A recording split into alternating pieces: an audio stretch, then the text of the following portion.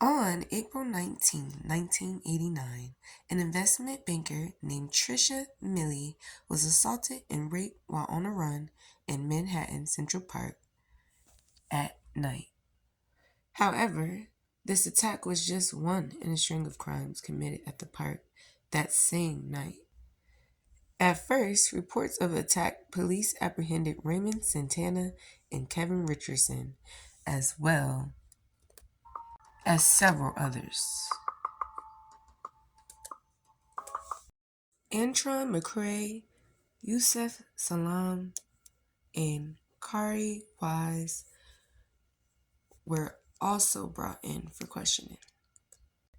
These 5 boys, all between the ages of 14 and 16 years old, became known as the Central Park Five. All of them implicated themselves in crimes that happened in the park, but none of them admitted to actually raping Millie. As of May 4th, 1989, several charges were put on these teenagers, including rape, sodomy, and the attempted second-degree murder of Millie. The same year, real estate mogul Donald Trump out full-page ads in New York City newspapers, urging elected officials to bring back the death penalty after Millie's rape. As of June 25th, 1990, McCrae, Solomon, and Santana had a joint trial.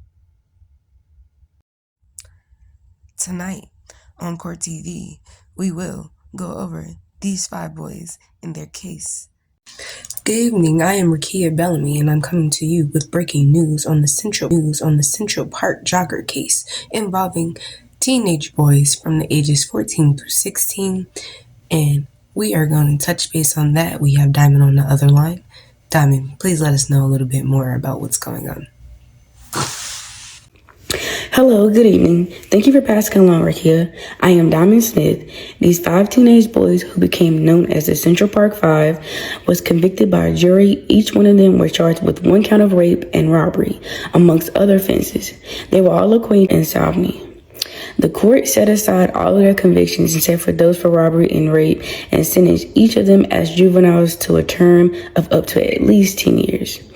Richardson and Wise were tried together. Richardson was found guilty of each charge. Wise was convicted of assault and sexual abuse of the jogger and was acquitted of all other charges. He was then sentenced to a prison term of 15 years for assault, amongst others. Thanks, Diamond, for giving us an update on this court case. I've heard there has been updated information about this court case, and that is now in continuance. Please provide us more information about how these young teenagers were wrongfully. Yes, I will be happy to provide you with the information. These boys from the beginning of time have been saying they were not guilty. Prosecutors have been stated they were not questioned properly. There was no adult or provision around when they were being questioned. People believe they have been abused, taunted, and kept in confession for long periods of time. Here's a short clip of a prosecutor explaining.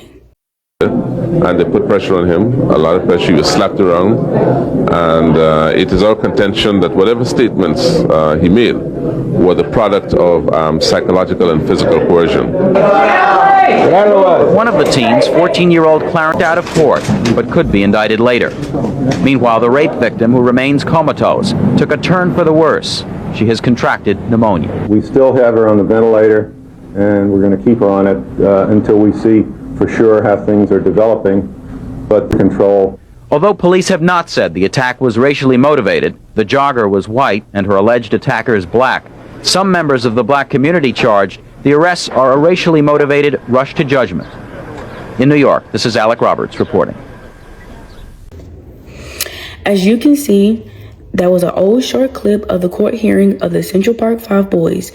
Now, more than a decade later, an inmate by the name of Mateus Reyes came forward with the claim that he had attacked and raped the Central Park jogger by himself. This takes a huge turn into the case. As of May 8th, 2002, the district attorney's office was told Reyes' DNA matched that from the sock that he had found at the Central Park scene.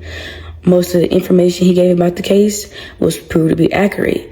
Justice now been received for the young woman and her family, but also the boys who were wrongfully convicted, as of all their convictions were outturned.